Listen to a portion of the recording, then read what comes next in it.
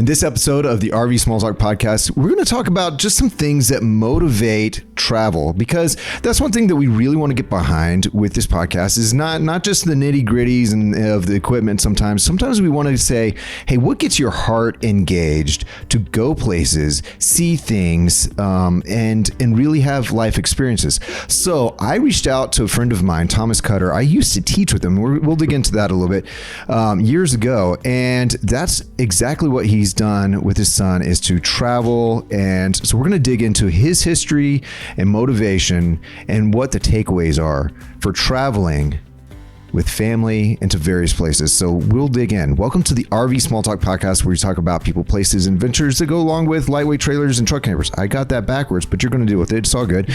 This is our 164th episode, which is craziness. We're your hosts from Princess Craft RV. I'm Clint. I'm PJ. And I've switched to oat milk. Just let me know how that goes.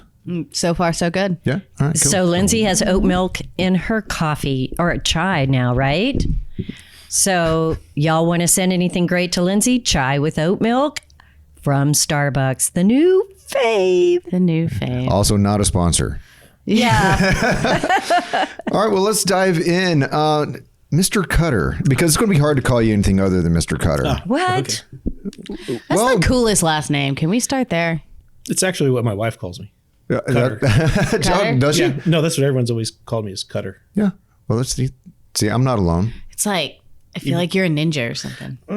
Or just someone that doesn't like lines. So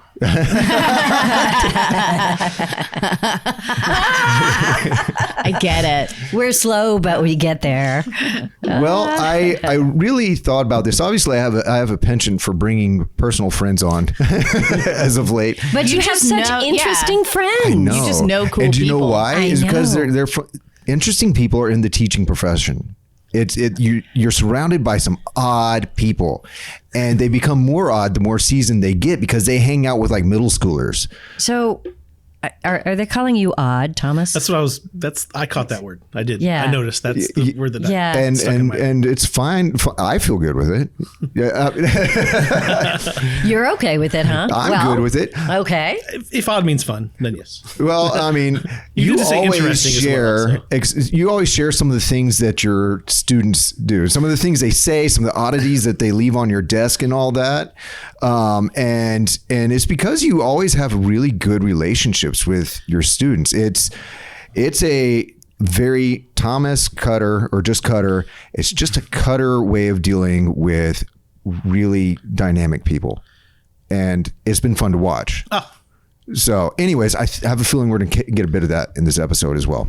And you alluded to traveling with family and Right. traveling with a purpose, but we're talking a geography teacher and making plans and teaching as you go, a teaching trip. I think that's fascinating. And I guess the thing I hope we get to with all of this adventure today, Thomas, is that, most people are going to say, I'm not a geography teacher. I can't do that. So, man, I don't know. Adults do those types of learning trips too. But there's so many history buffs out there too. I don't know how to start there. I don't know how to do that. Planning a trip for learning and for history and getting the timelines. Gosh, I want some hints on that too. So a little bit of background. Who is Thomas Cutter? Thomas Cutter is a teacher. We just finished the 23rd year. Yeah. 23 years. 23 Wow. years. All middle school. And folks, if you're watching on YouTube, look, he looks young. Yeah. Yeah. No. We all look young don't if we stand far enough away. Right. Exactly. Oh, what filters are you putting on here? So no. Nothing yet, but I'll help you out. That's the next question. I've been teaching just finished up 23rd year, all middle school, all social studies. So taught 6th, 7th, and 8th grade social studies. I'm currently teaching 6th grade, which is a world cultures class. And That's where I started. yes. And it's I guess it's this weird combination of the geography, but also just it's on kind of a catch-all for all of the social studies Right. curriculum. So it's just, the political side of things, like learning what different types of government are, different economies, the geography, and then the world cultures part would be like the social and the social Right. aspect of social studies. But I've also taught 7th grade, which is the Texas history, and 8th grade, which is the U.S. history. And I think those two probably were the biggest, have been the biggest motivation, the biggest drives when it comes to vacations and the things that we're going to be talking about today. Sure. So. Sure. Did you grow up vacationing like this and traveling? No, it wasn't something that we were able to do. And I think that might also be a part of the motivation as Understood. well. It was like, Absolutely. Vacations were few and far between when I was growing up. And so as I as I became an adult and as I was more able to do that, it was something I really wanted to do for my son. My wife, she grew up vacationing a little bit more, but they weren't necessary, and driving a little bit more because her family was like mine, was spread out across the country. But so they would drive a lot from Canada and Indiana down to Texas, where her father's family was. So they did the road trips a lot. I did not do it a whole lot growing up, and so like I said, that was kind of the motivation that I had. It was like, hey, I have an opportunity to do this. Being a teacher, I have summers relatively off. Right. A piece of summer sort of off. That's a great way to put it. A piece of summer. Yes. A good chunk of summer. Is that part of how this happened? Because you have that wonderful teaching schedule, and I say wonderful, knowing full well that when you're on, it's debilitating. Right. You get a full year's worth of work in 8-9 months. Right. And it is. It's. I guess that's the reset, the recharge that goes with that. And for me, it came from traveling. And it worked out that your son also had the same schedule-ish. Yes. And also that my wife was able to, for much of my son's childhood, she's a nurse, but she was working in a hospital, and she'd work. I had in my mind that she was a veterinarian for some reason. Michael, that might be Michael Putnam. Michael Putnam, you're right. Okay, I got that mixed up. No, Jenny was all these people you know. I need to get him on the podcast too. Oh yes, yeah. He talk about interesting. I don't know what interesting with quotations means anymore. It means odd. So I was used to you traveling with your son, but that was a question: is how often was your wife able to be in on this as well? She's been able to be along with all of it. When she's made all the trips that my son and I have made, except for one, the Guadalupe Peak trip. That was just the two of us. So do you take a trip every summer? Do you plan one trip a summer? How does this schedule work? It just ends up being whatever we could fit in. Sometimes it was we would take spring break trips if we could get like a quick trip in. So we've had a few that were kind of quick trips. It makes for long nights on roads, right? And that kind of experience. And don't all your trips have like a theme in common here? I don't necessarily I don't know that they're all like. Typically, here's how it ends up working. So a lot of times, the destination I don't necessarily get to have to say. I don't get to have that kind of control over. Oh, really? Wait. Back up. Yeah. Well, tell us. So who picks the location? So usually, it a lot of times we've done. My in-laws have a timeshare that and they do in Myrtle Beach, and so a lot of times that's been kind of the destination is getting to Myrtle Beach. Or I shouldn't say I don't get to necessarily pick the destinations, but it's the trip there is kind of under my control because I'm doing most of the driving. So it's kind of like, okay, well, we're going to kind of hit these places as we go. So you're kind of finding waypoints. Right. Right. And so it's kind of like, okay, so what are the places along the route that I am interested in seeing? And usually it ends up being me kind of dragging Jenny and Jackson to those places. It was a lot easier when Jackson was younger. We can talk a little bit more about that. You're right. But kind of just stopping at, did you know that Shiloh is close by here? So, or Well, it seems to me that if you're anywhere near Shiloh, you have to. There's a gravity there. You have to go to Shiloh. Well, yeah, exactly. If you're a U.S. history teacher and you're going to be talking about the Civil War and you sharing pictures and sharing those stories is always fun and kids get a kick out of it. Students get a kick out of it to see, even if it is just the cheesy vacation slideshows. Right. The students really enjoy it. Yeah, but I think that sounds so cool. You know, we took one vacation when I was a kid. Every year, same vacation, same drive to the middle of Illinois to grandma's house. And I remember passing all of these things. I mean, I've probably driven past the St. Louis Arch, I don't know, by now, maybe 50 to 100 times. Right. Never been there. You have Never to go. seen it. It's fantastic. Never done anything along the way between here and there. You know, and sometimes we go through Kansas City to see relatives. Never saw anything. Never been anywhere. Never had barbecue. I mean, What? in Kansas City, which is supposed to be the big barbecue, the big. No longer feel okay about my role So, here. I don't know. I guess now hearing that you had maybe the plan wasn't the destination, the plan was along the way. Right. I think, wow, what a concept that maybe so many people miss. That, yeah, you may have the same destination to see family, but there's lots of ways to get there and lots of things to learn along the way. There's so much just point A to point B planning versus Yeah.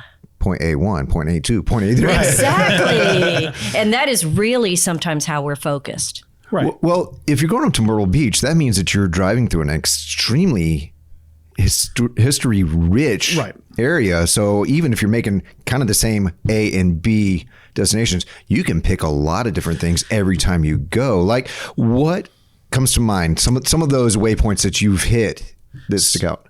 Oh, so there's a couple paths that we've taken. That's the other thing is being able to choose the different routes to go. So there's going through the I-20 part of it versus the I-10, and then kind of converging on those places. So getting to go through Atlanta a couple times, and sometimes your time frame is a little bit different, and how quickly you're trying to get there, and the places that you're stopping for, because usually we make that trip with an overnight stay someplace. So where we're staying that time usually ends up being Jackson, Mississippi. And so you kind of get familiar with these cities, you get familiar with, okay, this is something, we're going to be here. Let's see what's there so we can, if it's leave around lunchtime or, where we're going to be around lunchtime. So what destinations are there? And usually that's where like diners, drive-ins, and diners. Just, can you say it again? Try diners, drive-ins, and dives. Like it. Yeah. Guy Fieri. That's Guy it. Fieri. The Food Network, and finding out what the local cuisine flavor, the feel. Yeah, or just like kind of what's the neat. What's the cool place to stop for lunch? Right. Or at least the place that's mentioned. And usually it's kind of a local place, so it's not necessarily going to be a chain. Right. So you're supporting a local business, and that's always a fun thing to do. But then also checking like checking historical sites and national park systems and seeing, okay, well, there's this here, there's this along the way, and kind of making sure to swing through those places, even if it's for a couple hours, if it's just for a stop. It's usually worth the stop. Are you one of those guys who like stops and reads all the plaques for the landmarks? Historical landmarks? No, Who is that guy? Do you know that guy? They're out there. I'm sure they're listening. But no, I'm not that person. I will stop it and kind of if it's a place we're stopping, or a place that I deem we're stopping. I guess that's a relative term as well. But stopping along the way to see what's there and kind of seeing like this place, like just noticing, okay, what's the small things that people may not notice and may not realize are along the way. Sometimes it's kind of a pretty big side trek, a side mission. Right. It's out of go the these way. places. That's a good way to put it. Do a you little get side mission. pushback from your family? Like, please, do we have to drive an hour out of our way? Yes, it happens. Usually it's on the way back, like at the end of the vacation. when Because everybody's everybody's tired. Right. Ready to be home. But it's at the same time, it's kind of like, well, I'm planning on going this direction to go through this. Right. So we're over here anyway. We're still on the same So destination. how old is your son now? So he is 17. He's going to be 18. That's nuts. So at what point did it go from like, this is really fun, Dad, thanks for showing me all this, to stop it, Dad, this is so boring? Or did he ever? I mean, I think it's definitely started now.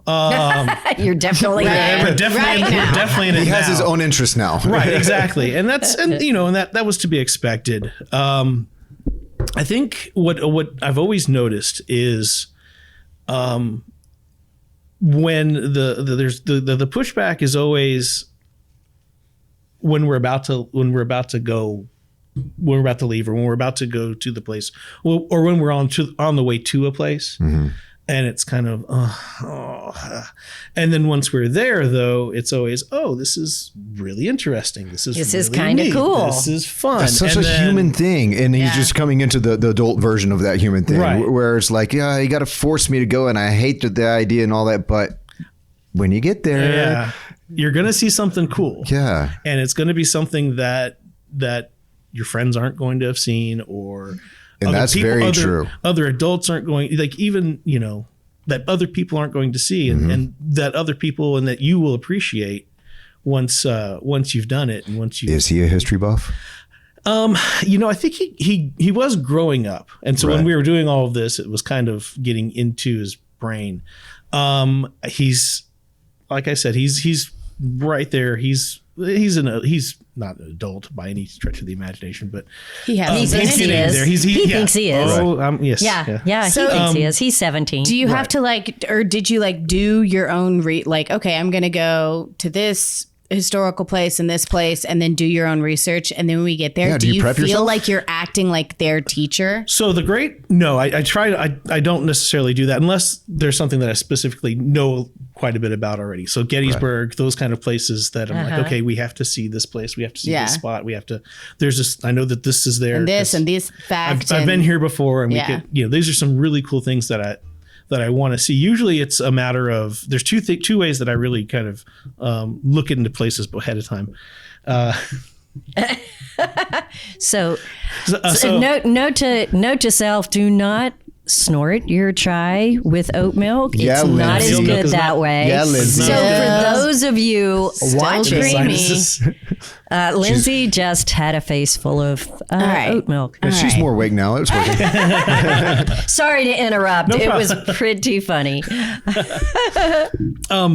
As far as the research goes, just going to like I said, a lot of the places that we stop, or the places that I choose to stop, I like to stop, are on the National Park Service. Right.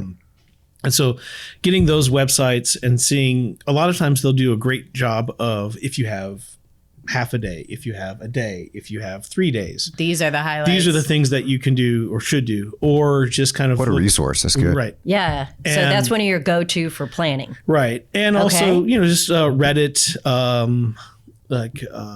horn fans, or not horn fans, but like the Longhorn websites, the message boards, they'll have sections that are like travel sections. And so Oh, you get really? to see, okay, hey, I'm going to this place. What are the restaurants along the way that we need to stop at? What are the things that we need to see when we go to Big Bend, when we go to Yellowstone? So that's really good that's a good resource as far as the preliminary research. The other thing that I really talk a lot about is the Junior Ranger program. Yes. yes. And so that was a lot easier when my son was younger, but it's actually something that adults can do as well. And so I've kind of said, hey, I know that when I've talked to him about stopping at these places, we haven't been in a long time to any of the national park services, just because of COVID and also just our vacations are kind of taking a different. They're kind of becoming a different experience lately. We can talk about that, but the Junior Ranger program is really great about, so basically the kids go to the counter, they ask for a Junior Ranger packet, and they get a packet or a pamphlet of just tasks they need to do. Sure. A lot of times it's kind of research around the park. Find this, a little Find geocaching this. maybe, Right. identify this. Right. Some questions and answers they have to answer. Questions they have to answer from, the kiosks and the plaques and things Right. like that. But those are really good for adults. They're really good at kind of directing you on what to do at the park. That's the worst is when you're a little bit of wandering, not knowing, you have no direction. Right. Because it's not Right. home turf. Right. And it can be overwhelming if it's a big park or if it's even a small park and it's just like, what's worth seeing. And Yeah. Did I miss something big? Right.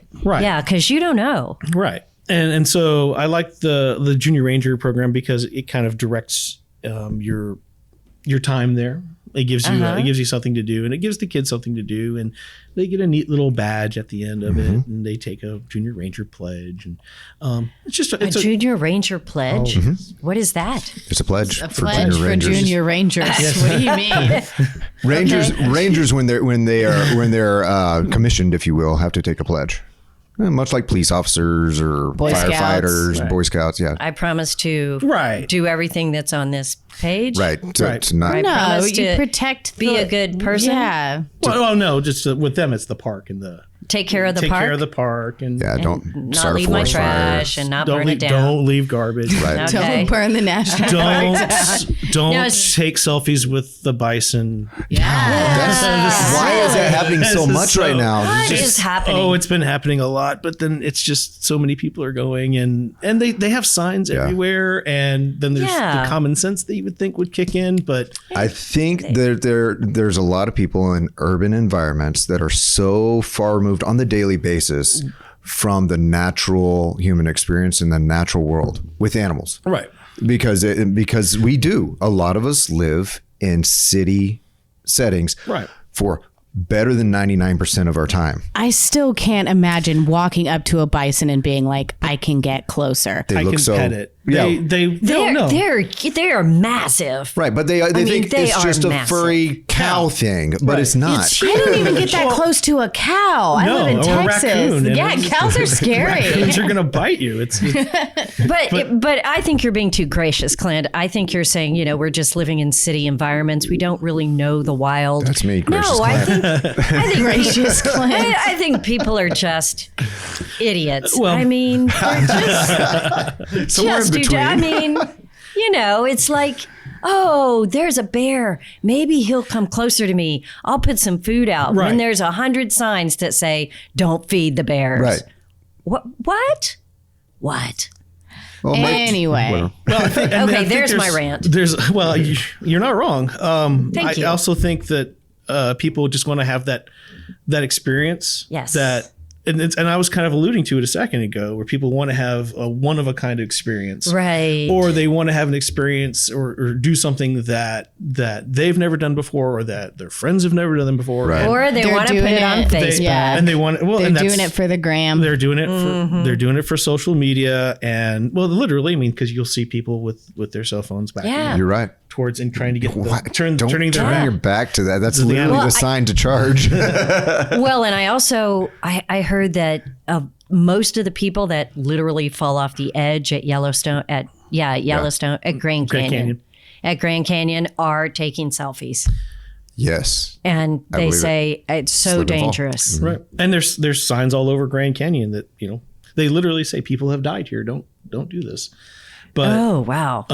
And they still do it. and they still do it. But they're just, again, I think people are not necessarily like taking everything in, and they're kind of just in their own Yeah, world, they and forget to so stop. they And, forget to Highlighting the importance of that picture right. yeah, and that share. Right. and I think we're all guilty of taking selfies and taking pictures and wanting to be in those pictures, but at the same time there's you have to think about it, and if you're not thinking about it and you're just not thinking, it becomes sometimes really tragic. dangerous. Yeah, So- and we're all guilty of not being in the moment and just living in this Right. beautiful nature that we've come to see. We're trying to record the moment instead of be in it. I think that we're all guilty of that. Right. And it's it's not I don't think there's an age, a group that we could necessarily point to and say, this is those darn millennials or those darn Gen Zers. 17-year-olds. It's everybody. It's regardless of age. Are you saying old people can be idiots too? I don't know. I'm going to come on your show and say idiots, but I will say it for you. We'll jump in there. We don't mind. Time to paraphrase. So when you've done these things, these offshoot trips, these waypoints and all that, have you felt like, because of your background teaching Texas history, teaching U.S. history, that you come in with expectations, and yet it's so much more when you are actually standing in the place, and it informs your life and informs your thinking, and then it informs your teaching when you come back? There have been those moments. Yeah. There are definitely, and like, where were they and whatnot? I'm trying to really think about where that lightning bolt kind of hits. It's places like the Lincoln Memorial. Wow. And the places like I've been to Lincoln has been kind of I don't know if it was necessarily in my mind, but I've basically hit every Lincoln spot. For some reason, it ends up being a lot of it's because a lot of the places in his life are along the path that we've been going. Sure. So they're in the way. Right. They're the side mission. Unavoidable. Trust me, Hodgkinville or Hodgeville.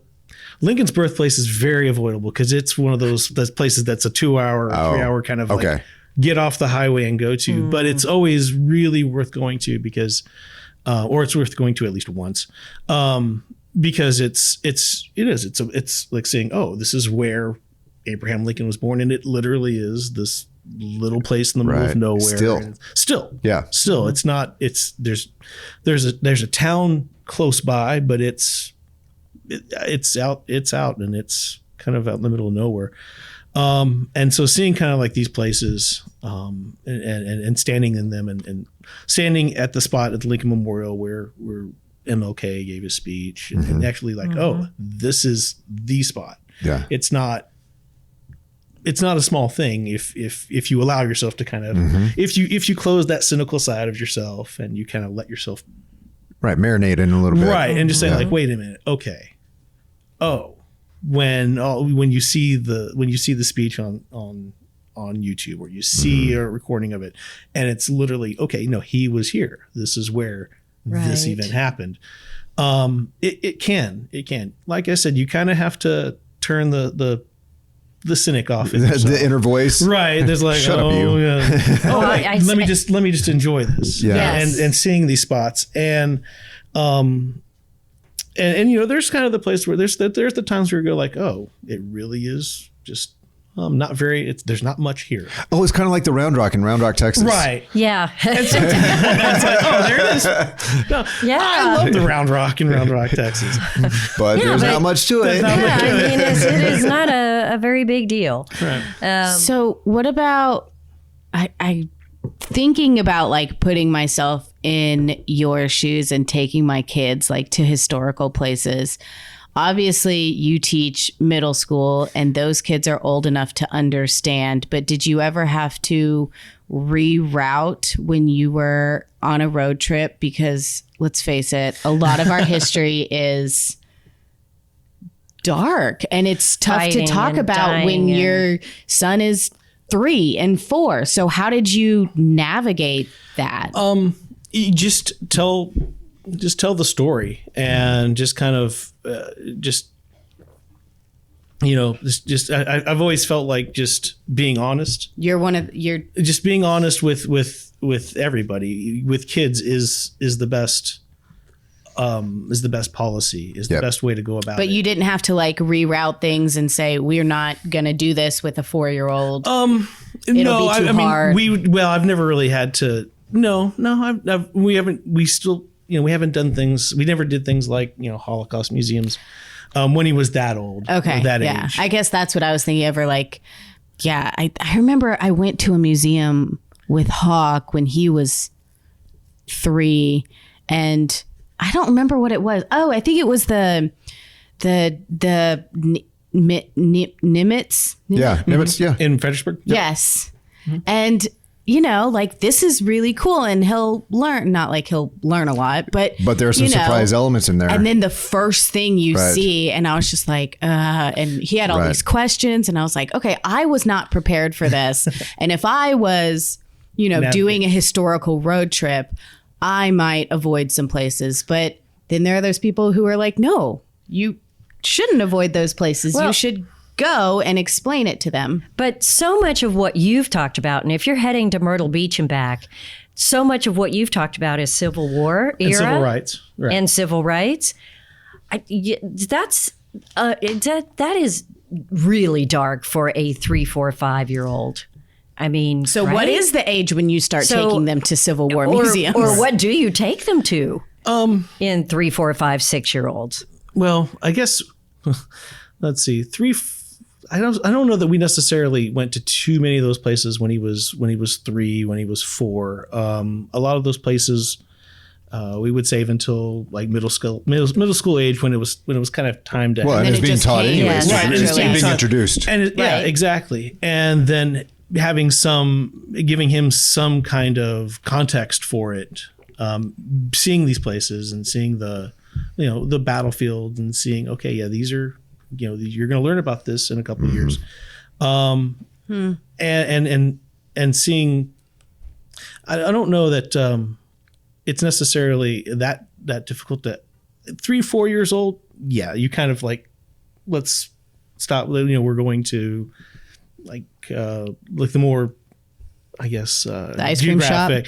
Well, but The great places to eat, right, the beach, and the fun experiences. So it and- kind of just all happened naturally for you as he got older. right.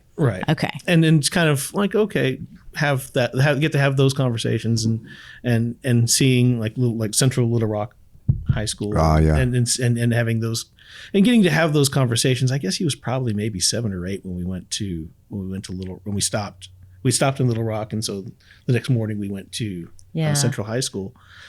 But those are comments that I think a 7-year-old can at least understand, Right. and they'll be at the age where they'll go, "Why?" Yeah. Right. Yeah. And then you get to have Which that is good. conversation. Yes. I don't think we should hide anything. It's just, I'm just wondering. But you do need to prepare yourself. Yeah, and just for if the you're going questions. for those Yeah. questions and being Because they I mean, ask them so directly. But you're going to have those conversations, or you should be having those Yeah. conversations as a Anyway. parent anyway. And so it's a little bit, I don't know, it's a little bit easier to have that conversation or bring that kind of conversation up when you're visiting these places than just kind of random.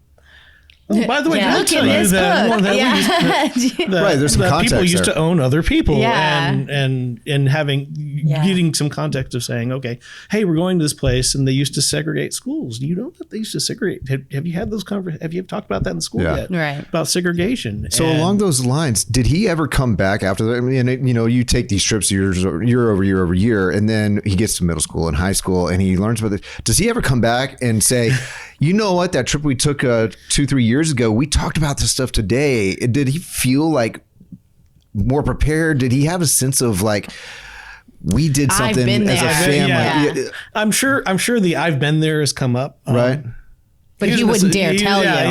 that might be at play there. It's like Sure. I'll never let the old man know that I can't. I'm not going to give that to him. It's still a healthy dynamic. Yeah, exactly. Yeah, exactly. But definitely a genuine teenage. Sure. What do you hope he takes away from it? Like memories and like all these trips you've taken. What do you hope he gained from all of that? Because these trips are not normal for Yeah. most American kids growing up. They weren't for me. I think just hoping, just an appreciation for the experience and an appreciation for, okay, yeah, these are experiences that a lot of people may not get to have. I've thought about that actually, like what's going to be like when he's an adult.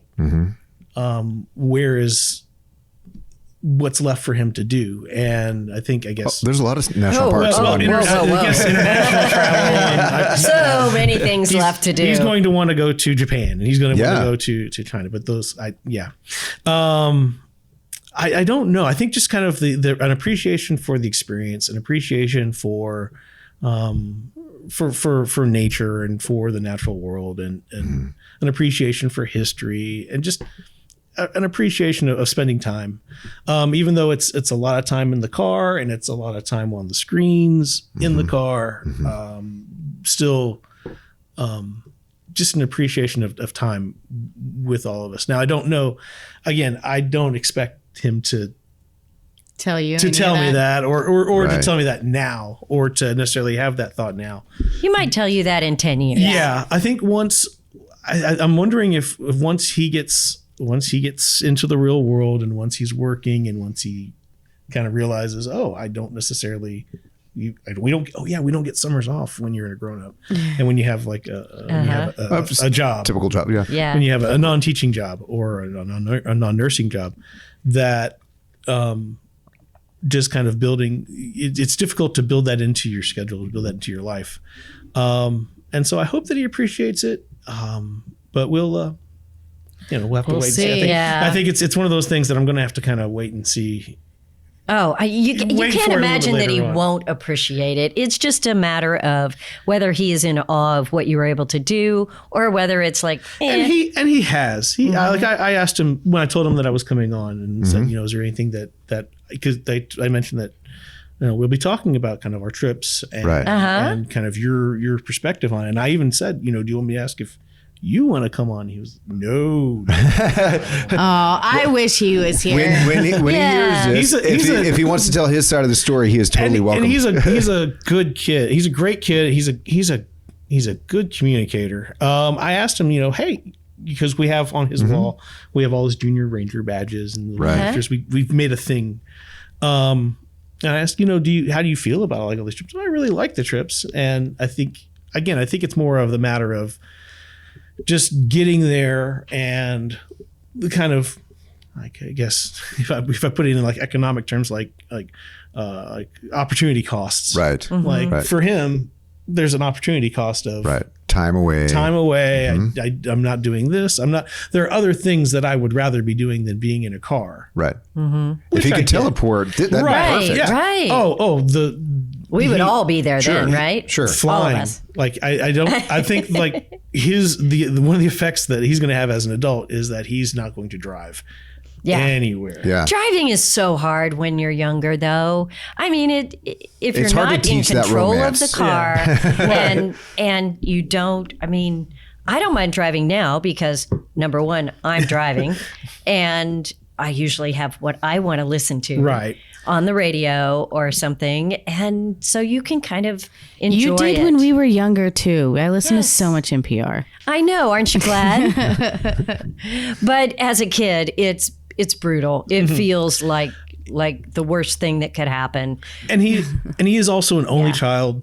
Yeah. So Yeah. I think that probably has something to do with it as well as like, okay, well, I'm stuck Well, in the here's back seat. that's right. But here's the one thing. Here's the one thing that I'm almost absolutely sure of. Most kids who are 17 years old do not realize how unique some of their experiences are. Right. They believe everybody in the world is kind of the same, So they're not thinking that their friends don't get to do any of this. Right. That they're not thinking that they have these unique experiences, that their dad and their mom took them to all these places every summer. They're thinking, this is everybody in the world kind of is like me. Yeah. I think that's a really good point. And so it takes some time of realizing, getting to know other people that, no, they're not like you. And they have not seen all those places. And they have to wait to be adults and spend really good money and precious time to see one or two Right. of those things. They ended up maybe having to be a every destination year. instead of. Yes. I mean, I was at the Lincoln Memorial when you're talking about that. I have such I don't know, warm feelings, but thinking about going there, I spent hours there, and they really kind of suck you into the experience by the way they have it set up. And there's a little museum thing you walk through, and Right. and seeing the speech engraved in the stone, and then standing there and realizing what has happened on those steps. And It's just, it's overwhelming. And I don't know that I would have understood that when I was 17. I think you're definitely onto something there. And it's interesting. He's actually going. I'm not sure if this is what the actual plan is, but he's actually going back to DC with the band. I think that's going to be their band trip this year. And he's saying, "Well, I don't know what to do in DC." I'm like, "Okay, you've been to DC Right. like 4 times. Wow. You know it's there. I mean, it's in different, Yeah. in different, maybe 3 times he's been there, but he's definitely been there at least 3 times. And I'm telling him, okay, Choose your adventure, man. I don't know what you're gonna do, what the band's gonna do with 200 kids, Right. But there's tons of stuff to do, and it's and you may have to kind of that's the difficulty. You may have to turn off the cynical side. You may have to Right. turn off the angsty teen side. But I still have trouble with that. Yeah. But when you go Yeah, to the yeah. when you go to the Washington Memorial and you go, or the Lincoln Memorial and the Washington Memorial, and you go and you're just like Lincoln Memorial, Vietnam Memorial, Washington Memorial, all the like just everything that's there, and you let yourself just kind of like take it all in and think, oh, these are the places that I'm seeing in Right. these movies. These are the places that I'm seeing on these documentaries. Oh, you can hit it from Yes. so many perspectives. If you were a movie buff or a television buff, you can do Washington D.C. for months. Right. Just from that months. angle. Isn't that true? If you're into the arts, Yeah. years. Yeah, If you're and- into history, years. You can literally say, my personality approaches things from this vantage point, and you can go to the DC area and spend a lifetime Just there. the Smithsonian. just hitting the Smithsonian. Precisely. Just hitting the Smithsonian museums, and there. I mean, that's a week's worth right there, and then you start going cross-eyed, and yeah, you do, and then there's the other museums, some of which I found fascinating. I have trouble if I went back to DC because the handful of things I hit, there's 2 or 3 favorites I would want to do again. Right. But then that's half my time. Right. So it's just too much and to do. and the museums, Too as much well as to the do. historical sites, but certainly the museums, they're just like any other museum. They're a living thing. They rotate Right. I what know. you are able to see in them. So it's, I it's a know. new experience every But time. It is. Wow, that's a great trip to take a It is. band because there is enough things to keep them There connected. there really is, and we end up telling them, look, the whole point of those trips is the whole thing that you get from those trips is spending time with your friends anyway, and not having the parent trip, not having the same trip that you've always Yes, been whole on. different experience. And so you're really not going necessarily for the destination, even though Right. there's so much to do at the destination. But you're going because you're spending time with your friends. That's right. His experience is going to be still different from his friends because so many of them will not have had anything like that experience, and he will have been there. So he will actually see the wonderment that he once had on his face, and that'll be another layer for him. I guess that's. I don't know that he'll necessarily be ready for that like that when his when his Maybe not. when his 60-year-old friend is like, oh wow, but I guess that might be the other experience that he gets to have as an adult Right. is Right. with his kids, hopefully seeing these places and being able to do something. However, they take him to the Lincoln Memorial. I He would will like to think so. have more of a concept of what it is oh, yeah, than definitely. most kids. I mean, you take him to the Vietnam Wall, and he will have a concept of what he's looking at and That one's where it all overwhelming. came It in. really is. It is. I can't. It's- It's overwhelming for me to even see pictures of it. And you always, and for a little bit longer, you can't go to the Vietnam Wall without finding someone at the Vietnam Wall having a moment because Right. they were there and they're looking for a name of someone they're with. We only have that for a few more years. Yeah. Really, that we have that experience of seeing Vietnam veterans. Well, the World War Visiting their II friends. Memorial, and they still It's have the, getting really the lean. trips there. But I remember being there and seeing that, and it's overwhelming. But I have a concept of history, and your 17-year-old does as well. And thanks to you, they have that. But I want to know, we've gotten a little serious. What is the trips that just jump out as like, wow, Or the that places. was like the best place. Your badge of honor to trip's go. like that one Like, connected. that was so cool. So Guadalupe Peak was we've been to Guadalupe Peak a couple times. That one really sticks in. My I don't memory. even know where that is. So that's Isn't that terrible? largest, the highest point in In Texas. Texas, yes. Okay. I'm actually Is going it that like direction next week. Davis I- Mountains? Yes. Yes. So Okay. I'll be camping at Davis Mountains all next week. So it's that direction, but it's Clint's going to need next week off. she knows it's on the calendar. I know, and I love that trip out there. There's so many cool things and historic things. And it's just a beautiful. I think most people when they say it's beautiful out there, and they really do genuinely mean it. But I think it's also a type of beauty that it's. You almost have to be a Texan to appreciate it. Or it's just, true. It's an acquired taste almost. Sure. And it's That's fair. It's like you have to That's you have a to good way to put really it. you have to really kind of appreciate like appreciate the wind turbines and appreciate the oil pumps. Right. Right. And you just it takes a different kind of a different kind of person, different kind of appreciation to really look at that and say, okay, it's desert. And Right. the beauty of a desert and the beauty of not having service Right. and kind of having spotty service. But Guadalupe Peak really sticks in my brain. So is it just the mountain or what do you? Well, for me, it was we took that trip. Well, we took a trip about 8 or 9 years ago, and we started up the trail to get to the peak Hiking. Okay. which is the thing that I really enjoy doing. And we didn't quite make it. He wasn't ready. I probably wasn't ready either. And so it was kind of a bit more than we were ready to do. And then 2020, so March 2020, Ooh. we went to spring break. That was the lone trip that we've made without Jenny. And so we kind of just said, you know what, we're gonna go. And then right after that, the Shut down. world Yeah. shut down. Uh-huh. And so it was memorable because of that. And it was also memorable because we did make it to the top, and it was the two of us. Right. And Was your son excited about doing it? I think again, it was the build up to it and the talking to that took a little bit of cajoling. It always takes a little bit of cajoling Right. with him. Uh-huh. And it was like, look, this happens every time. You're yes, I know it's your spring break. It's, but it's only 3 days of your spring break. And, once we're in the drive, I think he was kind of like okay with it. And then once we do it, though, it's like Right. Once you're there. once we're there, doing something it, you it's have. good. right. Yeah. Once we're at the top and once we're going through it, and he's like, okay, no, this was completely worth it. Right.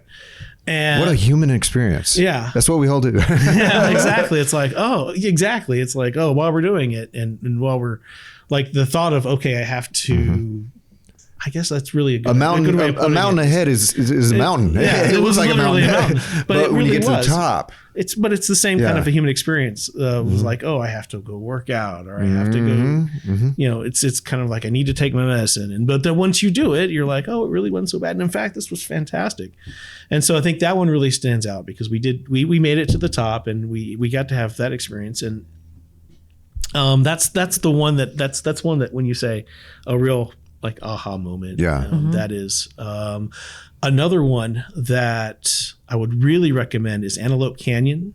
Antelope Canyon. So it's a slot canyon, and it's I believe it's Navajo land, and so it's when you see like those sandstone like right, all the character. yeah, that they have, and that just they carved out and the layers. carved out with the wind, Uh-huh. and it's just these really incredible like slot canyons. You go into the canyon and you have like sandstone walls on all sides of you, and you're just kind of completely surrounded with like a small little. Right. Is it in Texas? No, that is in Arizona. So that was Okay. part of our Grand Canyon Grand Canyon trip. Antelope Canyon. Antelope Canyon. So hiking through there. Hiking through there. It's on Navajo land, so you need to make reservations and just kind of. But once you do it, That's that was awkward though, making reservations at the reservation. Oh, Clint. Just Like, had to that's do touchy. that. Just had to do it, we didn't missed ya? a reservation. And they were actually wonderful that we were able to get into there. Good. But that was one that was really just, it was like seeing it and experiencing it was really, Hey, snort some And more. how old was your son? I think he was, let's see. So he was probably maybe, they're all kind of blended together as far as his age goes. But he So was younger. he was younger. He wasn't a teenager yet. I think he was he might have been 10 or 11. Was he as in awe of that trip as you are? I think so. Such an alien landscape. It really is, and it's you're miserable because it was 107 degrees, and we were the last group that. But that's the way you got in experience before it. they had It to is in say. Arizona. Yeah, it was Yeah. it was July in Arizona, and the canyon was wonderful. Once you got into the canyon, where it was, there was the shade, it was really kind of very comfortable. But I think again, it was just kind of that build up to it was if he said it was miserable, it was fair. It was pretty miserable Okay. waiting in the line and it kind of just dealing with the heat. But then once you see it and you're like, this is incredible. Right. Wow. That's why you wait in line. Yeah, Worth it. Yeah, it was really it was completely worth it. Do you find that whenever things go not so smoothly, once you're on the other side of it, it becomes part of the story. It becomes part of it when you relate it to friends and family. You get to tell it with color. Oh no! See, yes, because it's actually I when I told my wife that we were doing this, she said, "Well, are you going to talk about tickets charge?" What? Tickets charge. Tickets charge. Gettysburg. One of the things that I really wanted to do at Gettysburg when we went to Gettysburg was I wanted to walk Pickett's Charge. Okay. So Oh, Pickett's charge. Pickett's Charge. Got it. So we end up there's two ways, because there's two sides to Pickett's Charge, and the way that they have Gettysburg set up is that you kind of do a drive, and as you're going through the drive, you actually pass through the northern line first, and then you come around, and then you're at the southern line. And so I wanted to kind of one of the things I wanted to do was walk Pickett's Charge. And so we got to the southern side. I said, but I For want those to do it people, from excuse me, for those people who are not history buffs, can you explain what that is? So Pickett's Charge is it's a point in the Battle of Gettysburg, from where it was basically the ending of the Battle of Gettysburg. So Robert E. Lee had ordered this full-on assault of the Union line at Pickett's Charge, at this hook, and basically it led to it. They ended up attacking the middle of a line.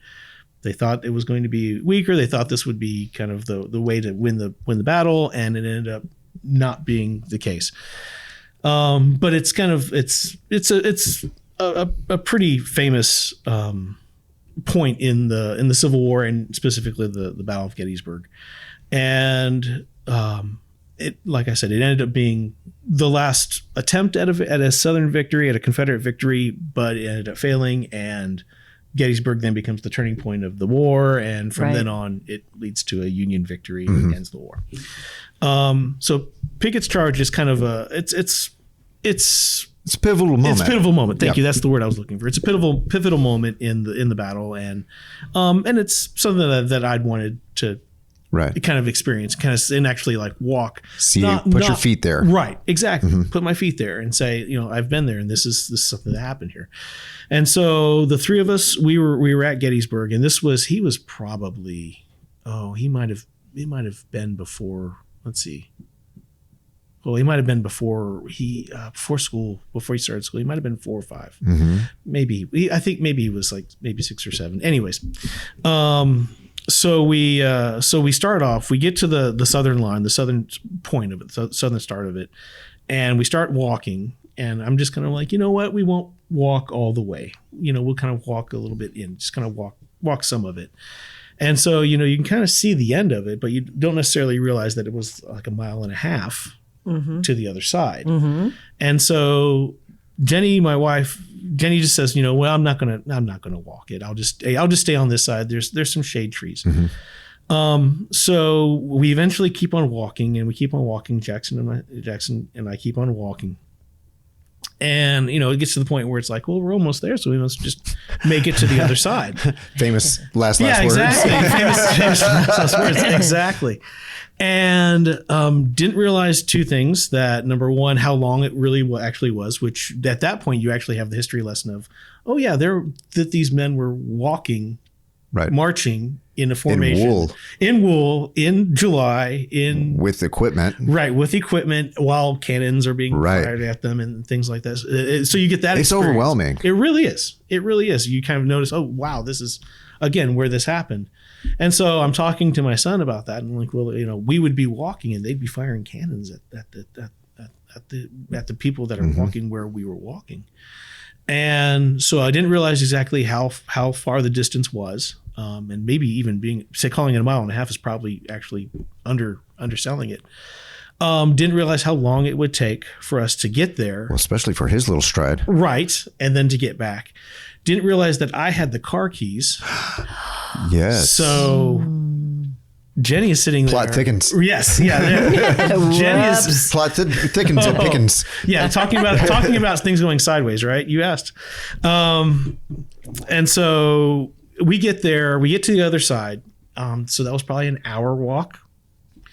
And so they were kind of on the other side, which we had already been to. So we kind of saw some points there already, but still kind of pointing them out. And then we start heading back. The way that they had mowed a section for people to do, because I'm sure we aren't the only ones that had done this, but they had mowed a section. So they had mowed a section of the field, because it's just this big, huge field between the 2 points, a big empty field where there's like a fence, but they had mowed a section there, and so you could walk along. So people like me could walk the path. They had mowed. I guess what had happened was they had mowed, but then they had mowed a section coming back, and so I saw the other section of mowed area, and I said, "Well, look, there's another path." Right, we see it differently. Yeah, let's go the other path. And turns out that they had only mowed that path halfway. Oh no! So we got to a point, and then the grass had not been mowed. And so I said, well, there's the other path over there. I can see it. And so we ended up walking through this unmowed grass. Like children of the corn. Right. Okay. So it was about knee high, knee high grass in July in Pennsylvania. Chiggers, ticks, fleas. Ticks. Yeah. So we got back to the car. So Jenny's furious because it's been about maybe 2 hours. She hasn't been able to get into the car. Right. That's where her book was. That's where, she had a place to kind of sit in the shade. I can see why she would bring this up for years and years later. Yeah. So we get back, and she's hot. She's hot, literally and emotionally, not happy at all. And then I kind of look at my leg, and I have a tick on me. And so then I start looking at Jackson's legs, and Jackson has ticks on him, ticks plural. And then because that's how they get you. They actually get on blades of grass, and they just reach out their little arms, and anything that brushes by, it's like, and I'm off. And now I have and that's how source. ticks work. Yeah. Exactly. So we got back, and I saw that there were ticks on me, ticks on Jackson. And we have to, book it to the visitor center and get in the bathroom and just kind of do a whole delousing. Exactly. And just kind of everything off and check everywhere. And so now picket charge is tickets charge. I like it. So Are you glad you did it? Oh, I'm thrilled that I did. I just going there, and like I said, every moment of the experience was fantastic for me. Jackson, I have a video of him that I incorporated into the lecture that I do for class. You're gonna have to share that with me. Oh, I'll have to find it. I'm not sure what he said. In fact, that's the line that I say is that I'm not sure what he said, but I'm just going to assume that he loves this. I think that he was just kind of Honestly, I can't make out what he's trying to say. But I think He's he was going- like, I going love full that I'm doing Yosemite this with Sam. you, but this is not really what I signed up Yeah. for. In his It's trauma squeaky little in voice. progress. Right. So what would you say to people who, I'm sitting here thinking all of these great experiences you've had. What would you say to these people who say, I just ask my kids what they would like to do, and they never want to do anything like that? You have to hit them when they're young, and when they're still, because like right now, I've asked them like, hey, do you want to do this? I'm thinking about doing this. No, and I wouldn't attempt to. So you're starting to give him a little say, right, a little choice in it. and saying, okay, yeah, I'm not going to guilt trip you into this. I'm not going to cajole. Just move past the cajoling part. Right. And where it's just, it wouldn't end up being as fun, and kind of more like picking battles, and saying, okay, Very this Civil is- War-ish. right? Well, Like that's picking very the- 17-year-old-ish. yeah, and just saying, So- okay, yeah, you aren't going to have fun, and it's going to end up being, I'm definitely not going to have fun. Right. And I can understand that, because I'd probably say Yeah, that I was because the same way. he's of the age where he can decide he's not going to have fun and actually accomplish that. right, And make sure it happens. and make sure right? that nobody's going to have fun. Right. So does he pick anything? Does he So- say, I want to do Yeah, this? do Does you he have pick plans? even one yeah. thing? So here's this summer. So our trip is not a big trip. We're not taking a 10-day trip. Usually that's what it ends up having to be, is about a 10 to 14 day trip. So we're going to Los Angeles, and we're flying. Whoa. Yeah, I know. Whoa. No, wow. No, we're not driving. Because it was supposed to be a quick trip. We said, okay, we're not taking any kind of big trip because he has his schedule. Right. Jenny's no longer working the same schedule as a nurse. She's working every day instead of like a 3-day week. So we could, back then when she was working 2 or 3 nights a week, we could kind of play with Yeah, her you can schedule maneuver it a little bit. right. We can say, okay, we're going to put your 2 days here, your 2 days at the end, and then we'll have like a big Right. A big 14-day window. Right. So her schedule is a lot different now. So we're now just doing a quick 4-day trip to Los Angeles, and so we're doing Disneyland. Right. We hadn't originally planned on doing Disneyland, but You're we're going to there. be in Los Angeles. Right. We're actually going to go for Universal and Nintendo World. So Okay. that's him getting.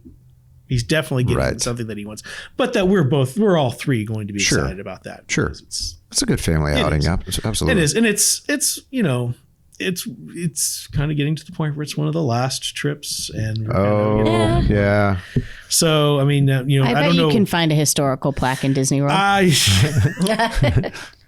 We'll see what I can do. I bet you can. haven't actually started looking into it, but Well, you certainly can find them at Universal Studios.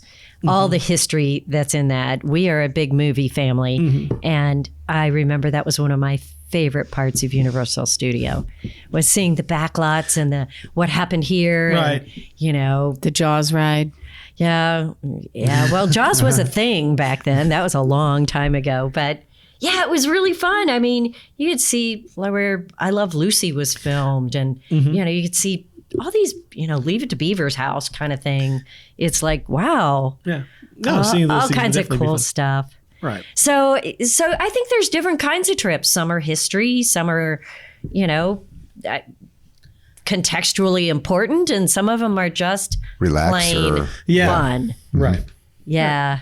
And I think that's what hopefully the goal for this one is that it's just going to be a fun, just Sure. not have to like do a whole lot of planning, a whole lot of Or cajoling, not a whole Right. lot of that. It's, Yeah. yeah. Perfect. Well, memories and having fun. Now, are you going to look up the diners, drive-ins, and dives and figure out where to eat? God, there's got to be a bunch of them There's out there. gotta be a bunch of cool places tons to of them.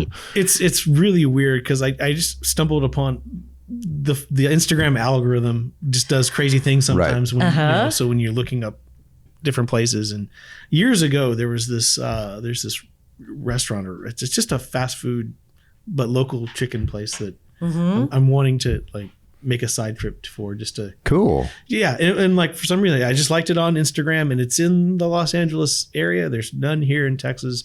I don't know that there's any locations outside of Los Angeles, but just kind of saying, okay, we're gonna go give this place a try. And Right. It's a actually local show- flavor, Right. which is cool. Well, it's an experience. It's Nashville chicken in Los Angeles. Oh, but it's- okay. But it's still I liked them on Instagram, and just kind of now have to actually show up and see. Yeah. And now you have to be there. Right. Well, there is so much history in Los Angeles as well. Right. It's even connected to Universal Studios, connected to Disneyland. Well, it connected might to the be- Push West, connected to Yeah. miners and all kinds of things. yeah. But if you're going to be at the 49ers. event things, just to get some history, I mean, I remember when we would be going someplace, we would we're going to see, I don't remember what it was, John Wayne's house or something. Then we watched, old John Wayne movies or old Elvis Presley movies or, Right. I don't know, I think it would be fun to look up all of the award-winning movies over the I years. think pop culture is a fantastic way to create connect, plans yeah. and to see places. Why Right. not? Yeah, the Hollywood Stars. Apparently, it's really run down there. It was last time I was there, but kind of cool to see what it is not anymore. Right. But then, 50 years ago, this was the hopping place. Right. So I don't know. I think you could still put a whole lot of interesting history in there. I'm going to start calling them side missions. Like find those side missions. Yeah. There you go. Love it. There you go. Which in the gaming world, Yeah. So that's for a thing. Jackson would probably appreciate. He might that. be able to get behind that a Yeah. little bit. Oh, I don't know. Let's not push it. You might be on the edge there by saying you would appreciate it. We're in a season where Jackson's getting to choose a little bit. So He might go along with He it. does have some say in it. Good. Very good. Well, I think that really kind of gets through. I mean, my questions all aside, we kind of just talked right on through them, which is fun. If there's anyone, if there's family members, small families, whatever out there, and they don't have a history of doing outings like this, whether they be the 2, 3, 4 day or the 14 day or whatever, do you have anything that you might say that would be like, you're missing something that's super worth it? Trials aside. As far as just finding the small places that America has and that we have along the way, are worth going to and worth seeing and worth appreciating. And you it's easy to make those big trips to Yellowstone and to and well, not necessarily, but I was going to say Big Bend, but Big Bend's kind of out of the way, or the Grand Canyon, the places that get a lot of attention. It's always worth it finding the smaller places, and they're usually right nearby. Right. And you can definitely see Yellowstone gets enough visitors, and they're doing okay, like as far as like the money goes, and as far as the money they get from the National Park Service. But taking some time to visit those smaller parks And monuments. and preserves historic sites, yeah. and making a donation while you're there, giving them some attention, liking them on social media, and just promoting them on social media. It's worth doing. And Maybe that's a novel idea. Maybe we should find a list of the most popular. Right. And then instead of starting at the top like everyone does, Right. start at the bottom. The least visited, and like I said, Guadalupe Peak is it's definitely a hidden gem, and I think it may be the least visited park, and people just don't know it's there. It's high desert. Right, it is, and it's out. I mean, but Yeah. it's right down the road from Carlsbad Caverns. Yes. And so it's one It's of a twofer that's- trick. Yeah, it really is. It should be. And it's people don't necessarily realize that it's there. And I would say that's my big Okay. takeaway. Is just like take some time to find the smaller places, and the smaller places are going to be sometimes the best experiences. Cool. But I'm inspired. I'm ready to go. Absolutely. Make some plans. So, Mr. Cutter, thank you for saying yes to this invite. It's one of those things that, we've been friends. We 15 years, it seems, I think is about the range here. So I've actually seen some of your photos from your trips and your family going out and your son growing up and these things. So that was the thinking. Thank you for coming in here and my pleasure. Hopping on mics and talking with us. Lindsay, anything? Nope. Nope. You don't want to talk about how to find this show or anything? You want to close this out? Oh, You can I totally thought do you that. I'll meant let you. anything for, okay. Yeah, she spilled her empty cup. Yeah, It's not called spilling. This is all about. Her cup does not You don't run have to until it's full. narrate There's nothing in everything it. I do. No, it's just the cup has been such a focus. What are you, a cat? I mean, it's, yeah, if you enjoy listening to our podcast, go over to Apple Podcasts if that's where you're listening, and you can rate and review us. It helps bump the podcast so other people can find us too. We are also on Facebook and Instagram at RV Small Talk and RV Small Talk Community, where we love to hear from you guys. Show us your campers, show us where you've been, ask questions, some good advice on there on things to see, maybe some smaller places to visit. Even if you're like Thomas Cutter and he doesn't necessarily RV, hop on there anyway. Just tell us where you're going, where you've been, because as long as you're traveling and having Yeah. experiences in it, we don't care what format.